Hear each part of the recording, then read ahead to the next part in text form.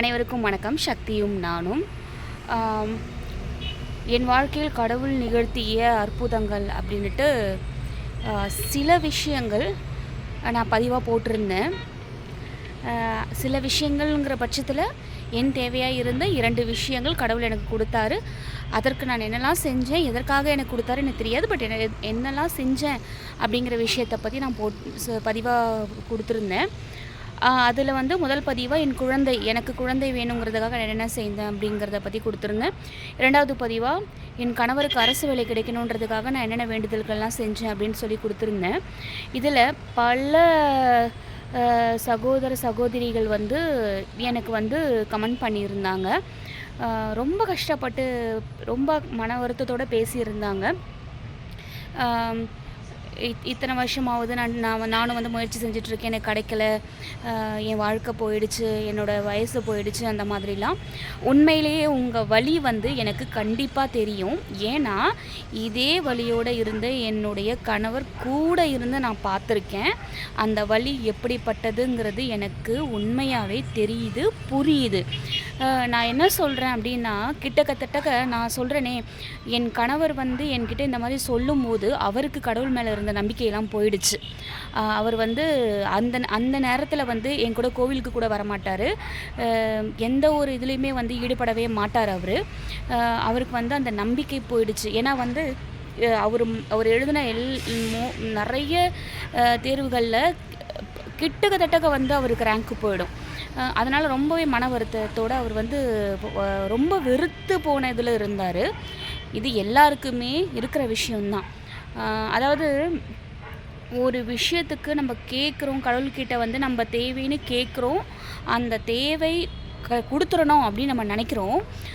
ஒரு லெவல் வரைக்கும் நம்ம வந்து பொறுமையோடு காத்திருக்கோம், பொறுமையோட வேண்டுதல்கள் செய்கிறோம். நம்மளால் எந்த அளவுக்கு போக முடியுமோ அந்த அளவு வரைக்கும் போயிட்டு நம்ம செய்கிறோம். அதற்கும் மேலே இவ்வளோ பண்ணிட்டேன், இதுக்கு மேலே நான் என்ன பண்ண முடியும், நீ ஒன்றுமே தரலை அப்படின்னு சொல்லிட்டு அதுக்கு அடுத்தபடியாக என்ன பண்ணுவோன்னா, அந்த கடவுள் மேலே நமக்கு எவ்வளோ நம்பிக்கை இருந்ததோ அதற்கு வந்து டபுளும் ட்ரிபிளுமாக வெறுப்பை காமிக்க ஆரம்பிச்சிடுறோம். எனக்கு எதுவுமே செய்யலை, நான் கடவுளையே வெறுக்கிறேன் அப்படிங்கிற மாதிரி ஒரு தரப்பினர் போயிடுறாங்க. ஒரு தரப்பினர் வந்து நீ என்னதான்ப்பா, எவ்வளோதான்ப்பா அடிப்பா, நான் தாங்கிறதுக்கு ரெடியாக தான்ப்பா இருக்கேன், அடிப்பா அப்படிங்கிற மாதிரி எதுக்கும் காத்துக்கிட்டு இருக்க நிலைமையில் இருக்காங்க. எனக்கு வந்து கமெண்ட் பண்ண நிறைய சகோதர சகோதரிகள் வந்து கடவுளை வெறுத்துலாம் பேசவே இல்லை. நான் வந்து எல்லாருமே, நாங்கள் நிறைய இல்லை, எல்லாருமே நான் இவ்வளவு பண்ணியிருக்கேன், இவ்வளோ கஷ்டப்பட்டுவிட்டேன், ஆனால் எனக்கு கிடைக்கல, என்ன பண்ணுறது தெரியல சிஸ்டர் அப்படிங்கிற மாதிரி தான் அவங்க வந்து பேசியிருந்தாங்க. இதுலேருந்தே புரியுது அவங்க எந்த அளவுக்கு வந்து மன வருத்தத்தில் இருக்காங்க அப்படிங்கிறது. உண்மையாக நான் ஒரே ஒரு விஷயம் சொல்கிறேன்.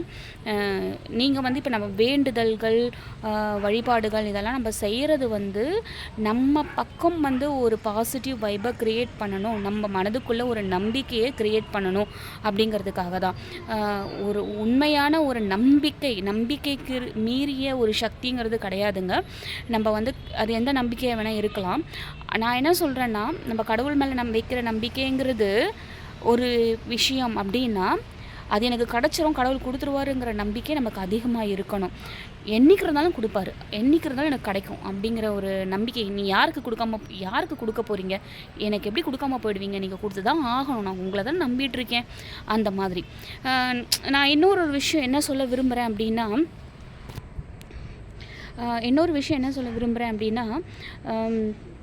இப்போ சாதாரணமாக வந்து கடவுளே நீங்கள் வந்து இந்த விஷயத்தை தரணுன்றதுக்காக நான் வந்து விளக்கு போட்டேன், நான் உங்களுக்கு மாலை சாத்தினேன், பூ மாலை சாத்தினேன், ஆனால் நீங்கள் இன்னும் தரலையே அப்படின்னு நம்ம கடவுள்கிட்ட கேட்டோம்னா, கடவுள் நம்மளை என்ன திருப்பி கேட்பாரு, அதெல்லாம் இருக்கட்டும், நீ எனக்காக என்ன செஞ்ச அப்படின்னு கேட்பார். இல்லை கடவுளே, நான் உனக்கு பூ மாலை போட்டிருக்கேன், நான் உனக்கு கோவிலுக்கு வந்தேன், உன் கோவிலில் சுற்றினேன், உனக்கு நான் தீபம் போட்டேன் அப்படின்லாம் சொன்னாலும் அவர் என்ன திரும்ப கேட்பார், காசு கொடுத்தா தீபம் கிடைக்கும், காசு கொடுத்தா மலர்கள் கிடைக்கும், மாலைகளும் கிடைக்கும், நீ தனிப்பட்ட முறையில் எனக்காக என்ன செஞ்ச அப்படின்னு கேட்பார்.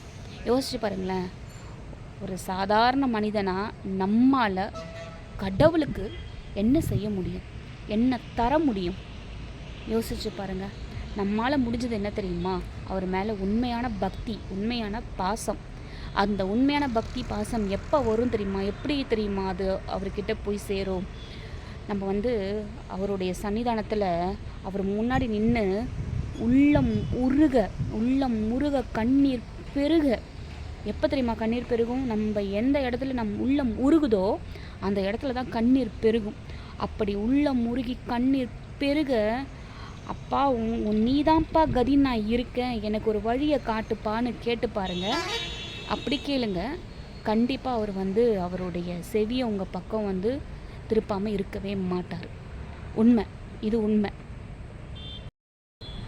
நிறைய பேர் வந்து முருக பக்தர்களாக இருப்பீங்க, நிறைய பேர் சிவன் பக்தர்களாக, சிவபெருமானுடைய சிவனடியார்களாக இருப்பீங்க, பக்தர்களாக இருப்பீங்க. நிறைய பேருக்கு விநாயகரை பிடிக்கும், நிறைய பேருக்கு அம்மன் பிடிக்கும். எந்த தெய்வம் வேணால் இருக்கட்டுமே, எல்லாமே கடவுள் தான். எந்த தெய்வமும் வேற இருக்கட்டும், அவங்களுக்கு அது யாராக இருந்தாலும் சரி, உங்களுடைய உள்ளம் உருக கேளுங்க உங்களுடைய தேவையை. நம்ம வந்து எது செஞ்சாலுமே, எந்த வேண்டுதலாக இருக்கட்டும், ஒரு விரதம் இருக்கீங்கன்னா கூட மனதார இருங்க. நம்ம இந்த விரதம்லாம் இருக்கோம்ல, அது என்ன தெரியுமா? மனக்கட்டுப்பாடு. என்னை பொறுத்த வரைக்கும் ஒரு கட்டுப்பாடு. நம்மளை கட்டுப்படுத்திக்கிட்டு, நம்மளுடைய ஆசபாசங்கள்லாம் வந்து நகர்த்தி வச்சுட்டு, கட்டுப்படுத்திக்கிட்டு, முழுக்க நம்ம என்ன தெய்வத்துக்காக நம்ம வந்து விரதம் இருக்கிறோமோ அவங்கள நினச்சிக்கிட்டு இருப்போம். அவங்களுடைய நினைவு மட்டுமே நம்ம மனதில் இருக்க மாதிரி நம்மளை ஒருநிலைப்படுத்துறது தான் வந்து இந்த விரதங்களாக இருக்கட்டும், பூஜைகளாக இருக்கட்டும். அப்படி இருக்கும் பொழுது நம்மளை அந்த கடவுள் வந்து நம்ம வந்து ஆக்கிரமிப்பாங்க, நம் மனதை ஆக்கிரமிப்பாங்க.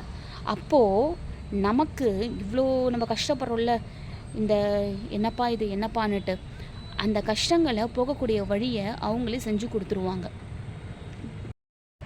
கண்டிப்பாக கடவுள் வந்து எல்லாருக்குமே ஒரு வாய்ப்பை கொடுப்பாரு. நீங்கள் என்ன தேவைன்னு கேட்டாலும் சரி, அந்த நீங்கள் தேவையை அடையிறதுக்குரிய வழிவகை செஞ்சு கொடுப்பாரு. ஆனால் அந்த வழிவகையை அவர் நான் தரேன்னு சொல்லிட்டு சொல்ல மாட்டார். ஆனால் அதை நீங்கள் புரிஞ்சு அதுபடி நடந்துக்கணும் இல்லைங்களா? அந்த வழி கிடைக்கிறத பிடிச்சிக்கோங்க, விட்டுடாதீங்க. நான் உங்களுக்கு வந்து ஒரு ஒரு கதை சொல்கிறேன், அதுலேருந்து உங்களுக்கு புரியும். அதாவது ஒரு ஊரில் நீலகண்டன் அப்படிங்கிற ஒரு நெசவாளி வாழ்ந்து வந்திருந்தார். அந்த நெசவாளி தினமும் அந்த நெசவு தொழிலேருந்து வர பணம் தான் அவருடைய வீட்டில் சாப்பாடு. அப்படி அப்போல்லாம் என்னங்க கூழ் கஞ்சி தானே குடிப்பாங்க. அப்படி இருக்கும் பொழுது அந்த நெசவாளியை பொறுத்த வரைக்கும் அந்த தொழில் தான் சாப்பாடு போடுது. தொழிலை தவிர்த்து வர எந்த எண்ணமும் ஒரு கிடையவே கிடையாது. தெய்வ நம்பிக்கையோ தெய்வத்தை வணங்கணுங்கிறதோ எந்த ஒரு விஷயமும் ஒரு கிடையவே கிடையாது. நெசவு உட்கார்வார். காலை எழுந்து குளிச்சு நெசவில் உட்கார்ந்தாருன்னா, அப்புறம் மதியம் வந்து அவங்களுடைய மனைவி கஞ்சி கொடுத்தாங்கன்னா கஞ்சி குடிச்சிட்டு திரும்ப நெசவுலேயே தான் உட்காருவார். திரும்ப வந்து இரவில் அந்த நெசவு தொழில் அந்த வேலையை விட்டுட்டு முடிச்சதுக்கப்புறம் வெளியில் வந்து கூழை குடிச்சிட்டு தூங்கிடுவார். இதுதான் அவருடைய வாழ்க்கை இருந்துச்சு, இப்படி தான் இருந்துச்சு. ஆனால் அவங்களுடைய மனைவி வந்து அப்படி கிடையாது. அவங்க மனைவி வந்து மிகுந்த சிவபக்தி கொண்டவர். அப்போ அவங்க சிவபக்தராக இருந்தாங்க. எப்பயுமே சிவபெருமானுடைய கோவிலுக்கு போவாங்க, சிவமந்திரம் சொல்லுவாங்க. இதே மாதிரி பூஜை அப்படின்ட்டு ரொம்பவே ஒரு சிவபக்தியோடு வாழ்ந்து வந்தாங்க. அவங்களுக்கு ஒரே ஒரு கஷ்டம் என்னென்னா, தன்னோட கணவர் வந்து கோவிலுக்கு வர மாட்டேங்கிறாரு, இந்த மாதிரி எந்த ஒரு பூஜையும் செய்ய மாட்டேங்கிறாரு, சிவமந்திரம் சொல்ல மாட்டேங்கிறாரு அப்படிங்கிறது தான். இப்படி இருக்கும் பொழுது ஒரு நாள் வந்து அவங்க ஊரில் ஒரு குருநாதர் வராரு. அவர் என்ன பண்ணுறாருன்னா, ஊரில் இருக்க எல்லாருக்குமே வந்து அவர் வந்து தீட்சை கொடுக்குறாரு. தீட்சைனா என்னங்கிறத நான் அடுத்த பதிவில் சொல்கிறேன். தீட்சை கொடுக்கும்போது ஊரில் இருக்க எல்லாருமே வாங்கிக்கிறாங்க. இந்த நீலகண்டனுடைய மனைவியும் வாங்கிக்கிறாங்க. நீலகண்டனை வந்து கூப்பிடுறாங்க அவங்க மனைவி, வாங்க இந்த மாதிரி குருநாதர் வந்திருக்காரு, போயிட்டு தீட்சை வாங்கிக்கோங்க அப்படின்னு சொல்லிட்டு. அவர் ஐயோ, இப்போ நான் தீட்சை வாங்க போனேன்னா இங்கே வந்து சாப்பாட்டுக்கு யார் உழைக்கிறது? நெசவு செஞ்சால் தான் நம்மளுக்கு வந்து கூழோ கஞ்சோ கிடைக்கும், அப்போ அதுக்கு யார் என்ன செய்வாங்க அப்படின்னு சொல்லிட்டு அதை வந்து தவிர்த்துடுறாரு. அப்போது அவங்க மனைவிக்கு ரொம்பவே மனசு கஷ்டமாக இருக்குது, என்ன இப்படி செய்கிறாரு? அந்த பஞ்சாட்சர மந்திரம் வந்து எவ்வளோ ஒரு பெரிய விஷயம், அதை நம்ம காதில் ஓதப்பட்டு நம்ம தீட்சையை வாங்கியிருக்கோம், இது வந்து எவ்வளவு எளிமையாக நம்மளுக்கு கிடச்சிருக்கு, எல்லாரும் தேடி போய் தீட்சையை வாங்குவாங்க, இப்படி எளிமையாக கிடைக்கிற விஷயத்த வேணான்னு சொல்கிறாரு என்று ரொம்பவே மனசு கஷ்டப்படுறாங்க. மறுநாள் அந்த அவங்க சமைக்க போயிடுறாங்க. அப்போ நீலகண்டனை பார்த்து, நீ நேற்று தீட்சை வாங்க வரல என்கிட்ட, ஏன் நீ வாங்க வரல? சரி வா, நான் வந்திருக்கேன்ல, இப்போ வந்து வாங்கிக்கோ அப்படின்னு சொல்கிறார். ஆனால் நீலகண்டன் அப்பயும் ஒத்துக்கல. இல்லை இல்லை வேண்டாம், இப்போ நான் எழுந்து வந்தேன்னா எனக்கு வேலை கெட்டு போயிடும், அதனால் வந்து எனக்கு வேண்டாம் அப்படின்ட்டு அதை வந்து தவிர்த்துறாரு. இவருக்கு ஒரே ஆச்சரியம், குருநாதருக்கு ஒரே ஆச்சரியம், எவ்வளோ பெரிய விஷயத்தை இவ்வளோ வந்து சாதாரணமாக வேணான்னு தவிர்த்து விடுறாங்களே அப்படின்னு சொல்லிட்டு, நீ வந்து பஞ்சாட்சர மந்திரம் சொல்ல மாட்டியா, அதையாவது தினமும் சொல்லு, விபூதி பூசிக்கோ அப்படின்னு சொல்லும் போது எல்லாத்தையுமே அவர் வந்து தவிர்த்துடுறாரு. இல்லை எனக்கு இதுக்கெல்லாம் நேரம் இல்லை அப்படின்னு சொல்லிட்டு, சரின்ட்டு முடிவாக வந்து இந்த குருநாதர் என்ன சொல்கிறாரு, நீ எதுவுமே செய்ய வேண்டாம், கோவிலுக்கு போக வேண்டாம், பஞ்சாட்சர மந்திரம் சொல்ல வேண்டாம், விபூதி பூச வேண்டாம், எதுவுமே செய்ய வேண்டாம். ஆனால் நான் சொல்கிற ஒரே ஒரு விஷயத்தை மட்டும் உன் வாழ்க்கை முழுக்க செய், கண்டிப்பாக உன் நிலைமை மாறும் அப்படின்னு சொல்கிறார். என்ன சொல்லுங்கள், உன் நிலைமை மாறும், நம்முடைய வாழ்க்கை தரம் மாறும்னு சொன்னால் யார் என்ன சொன்னாலும் நம்ம கேட்போம் இல்லைங்களா? ஏதோ ஒரு விதத்தில் மாறிடாதா அப்படிங்கிறது தான் எல்லாருக்குமே இருக்கிற ஒரு ஆசை. அதே மாதிரி நீலகண்டனுக்கும் இருந்துச்சு. சரி சொல்லுங்கள் நான் கேட்குறேன் அப்படின்னு சொல்கிறாங்க. அப்போ அந்த குருநாதர் என்ன சொல்கிறாரு, எதுவுமே செய்ய வேண்டாம், ஆனால் தினமும் விபூதி தரித்த திருநீர் தரித்த முகத்தை பார்த்ததுக்கு அப்புறம்னா நீ கஞ்சோ கூழோ குடிக்கணும் அப்படின்ட்டு சொல்லிடுறாரு. இது ஒரு பெரிய விஷயம் இல்லையே அப்படின்ட்டு நீலகண்டனுக்கு தோணுச்சு. ஏன் தோணுச்சுன்னா, நீலகண்டனுடைய பக்கத்து வீட்டில் இருக்கிறது ஒரு குயவர், அவர் வந்து முனீஸ்வரர் அப்படிங்கிறது. இந்த முனீஸ்வரர் வந்து மிகுந்த சிவபக்தர். அவர் என்ன பண்ணுவாருன்னா, தினமும் நல்லா திருநீர் பூசுவார். அந்த அவர் வந்து தினமும் இந்த நீலகண்டன் கிட்ட வந்து சும்மா பேசிக்கிட்டே பொடி வாங்கி போட்டுட்டு போகிறது அவருக்கு வழக்கமாக இருந்துச்சு. அதனால் அவரோட முகம் இவருக்கு ஞாபகம் வந்துச்சு. அப்போ தினமும் நம்மளால் பார்க்க முடியும், இது ஒரு பெரிய விஷயம் கிடையாது, அதனால் நேரம் நமக்கு வீணாக போகிறது இல்லைன்னுட்டு ஒத்துக்கிறாரு. சரி நான் தினமும் வந்து திருநீர் பூசிய முகத்தை பார்த்துட்டு தான் நான் கூட கொஞ்சம் குடிப்பேன் அப்படின்னு ஒத்துக்கிறாரு. சரின்னு சொல்லிட்டு குருநாதரும் அவருடைய உணவு அருந்திட்டு கிளம்பிடுறாரு. அடுத்த நாள் அதே மாதிரி அந்த முனீஸ்வரர் வராரு, அந்த குயவர் பக்கத்து வீட்டில் இருக்க குயவர் வராரு. குயவர்னா அந்த பானையெல்லாம் செய்கிறவங்க வராரு. அதே மாதிரி இவர் பார்க்குறாரு, பொடி கொடுக்குறாரு. இதே மாதிரி தினமும் வந்து அந்த திருநீர் பூசிய முகத்தை இவரால் பார்க்க முடியும். தினமும் சாப்பிட்டுட்டு இருக்க, கூழ் குடிக்கிறது, இந்த மாதிரி வேலையை செஞ்சுட்டு இருந்தார். ஒரு நாள் என்ன ஆகுதுன்னு பார்த்தீங்கன்னா, இந்த முனீஸ்வருக்கு கையில் காசு இருக்கவே பொடி வாங்க இவர்கிட்ட வராமல் அவரே பொடி வாங்கிக்கிறாரு. அதனால பொடி வாங்குறதுக்காக மட்டும்தானே வந்துட்டு இருந்தாரு. ஆனால் நீலகண்டனை பார்க்க அவர் வரவே இல்லை. நீலகண்டனுக்கு ஒன்றுமே புரியலை. நீலகண்டனுக்கு நேரம் போய்கிட்டே இருக்கு, அவர் வரலையேன்னுட்டு மனசு இதுவாக இருக்கு. ஏன்னா அவர் சொல்லியிருக்காரு இல்லையா, திருநீர் பூசிய முகத்தை பார்த்தால்தான் நான் வந்து உணவு அருந்துவேன், நான் கஞ்சோ குழோ குடிப்பேன்னு சொல்லிட்டு, அதனால இன்னும் வரலையேன்னு சொல்லிட்டு அவர் வந்து காத்துக்கிட்டே இருக்காரு. நேரமாக அவருக்கு பசி வர ஆரம்பிச்சிருச்சு. என்ன பண்ணுறதுன்னு தெரியல. சரி நேராக போயிட்டு நம்ம அவங்க வீட்டுக்கு பார்த்துட்டு வந்துடலான்ட்டு வீட்டுக்கு போகிறாரு. பக்கத்தில் வீட்டுக்கு போனால் வீட்டில் என்ன சொல்கிறாங்க, இல்லை இவர் வந்து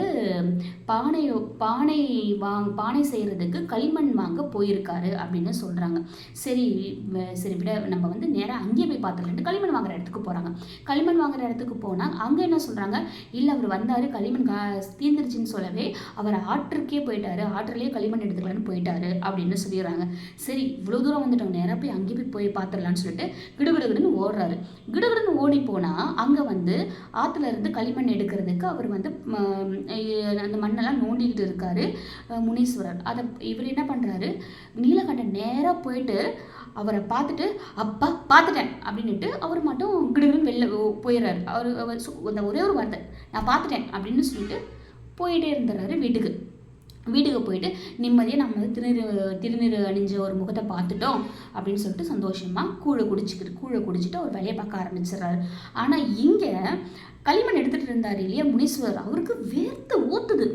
என்னன்னு பார்த்தா, அவர் அங்கே பள்ளம் நோண்டிட்டு இருந்தார்ல, பள்ளம் நோண்டும் பொழுது, களிமண்ணுக்காக பள்ளம் நோண்டும் பொழுது அவருக்கு 2 செம்பாலான 2 குடம் மாதிரி ஒரு விஷயம் கிடைக்குது. அந்த 2 குடத்துலையுமே வந்து தங்க நாணயங்கள் இருக்கு. முழுக்க தங்க நாணயங்கள், புதையல், 2 புதையல் கிடைக்குது. இவர் வந்து என்ன நினச்சிக்கிட்டாருன்னா, நீலகண்டன் வந்து இவர் எடுத்த புதையலை பார்த்துட்டு தான் நான் பார்த்துட்டேன்னு சொல்லிட்டு போயிருக்காருன்னு நினச்சிக்கிட்டாரு.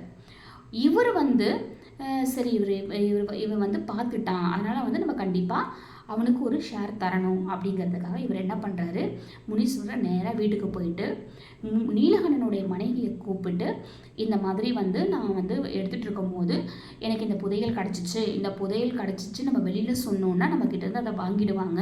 அதனால் நான் எடுத்ததுக்காக எனக்கு ஒன்று, உன்னுடைய கணவர் நான் எடுத்ததை பார்த்துட்டாரு, அதனால் இந்த ஒன்று நீ வச்சுக்கோ, இந்த ஒன்றை வச்சு நீ பொழைச்சிக்கோ, இது எனக்கு என் பெருமான் சிவபெருமான் கொடுத்தது, நான் பொழைச்சிக்கிறேன் அப்படின்னு சொல்லிட்டு அவர் ஒரு புதையலை எடுத்துக்கிட்டார், ஒரு புதையலை கொடுத்துட்டாரு. அந்த புதையில அவங்க மனைவி வாங்கிக்கிட்டு போயிட்டு நீலகண்டன்கிட்ட கேட்குறாரு, என்ன நடந்துச்சு, இந்த மாதிரி நடந்துச்சா, நீ போனியா, புதையில பார்த்தீங்களான்னு கேட்டால் அந்த நீலகண்டனுக்கு சுத்தமாக ஒன்றுமே புரியல. அவர் போனது அந்த திருநீர் அணிந்த முகத்தை பார்க்கணுன்றதுக்காக. அவர் பார்த்தேன்னு சொன்னது திருநீர் அணிந்த முகத்தை தான் தவிர்த்து வேறு எதையுமே அவர் பார்க்கல. அவர் மனசில் எதுவுமே நிற்கவும் இல்லை. இவருக்கு ஒரு பக்கம் அதிர்ச்சி, ஒரு பக்கம் என்ன தோணுச்சுன்னா, திருநீர் அணிந்த முகத்தை பார்த்ததற்கே சிவபெருமான் நமக்கு இவ்வளோ அள்ளி கொடுத்துருக்காருன்னா, அதே திருநீரை நாம் அணிந்து அவருடைய அடியாராக ஆனோம், அவருடைய பக்தராக ஆனால் நமக்கு எவ்வளவு அள்ளி கொடுப்பாரு அப்படிங்கிற எண்ணம் இவர் மனசில் வந்துருச்சு. அதுக்கு அடுத்த நாளில் இருந்து அவருடைய வாழ்க்கை தரமும் மாறிடுச்சு, வாழ்க்கை தரம் உயர்ந்துருச்சு. அவரோட வாழ்க்கை தரம் உயர்ந்தது மட்டும் இல்லை, அவருடைய மனப்பாங்கும் உயர்ந்தது, அவருக்கு கடவுள் மேல் இருந்த பக்தி உயர்ந்தது, சிவபெருமானுக்கு அடிமையாகவே மாறி அதில் இருந்து சிவபெருமானுடைய பக்தராகவே இருந்து மேலும் மேலும் உயர்ந்து ஒரு பெரிய செல்வந்தாராகவே மாறினாராம். இது நான் ஏன் சொல்ல வரேன்னா, இங்கே உங்களுக்கு ஒரு விஷயம் புரிஞ்சிருக்கோன்னு நினைக்கிறேன். பக்தராக இருக்கவங்களையும் கடவுள் கைவிட மாட்டாங்க. கஷ்டம் கொடுத்தாலும் அவங்க கஷ்டப்பட்டாலும் விட மாட்டாங்க. ஆனால் ஒரு விஷயம், திருநீர் அப்படிங்கிற ஒரு விஷயம், அதை பார்த்தாலே போதும்னு நினச்சவருக்கு அதுதாங்க ஒரு பக்திங்கிறது. அவருக்கு எந்த எதிர்பார்ப்பும் கிடையாது. அந்த விஷயத்தை அப்போ பண்ணிடணும், செஞ்சிடணும், அவ்வளோதான் இருந்துச்சு தவிர்த்து வேறு எதுவுமே இல்லை.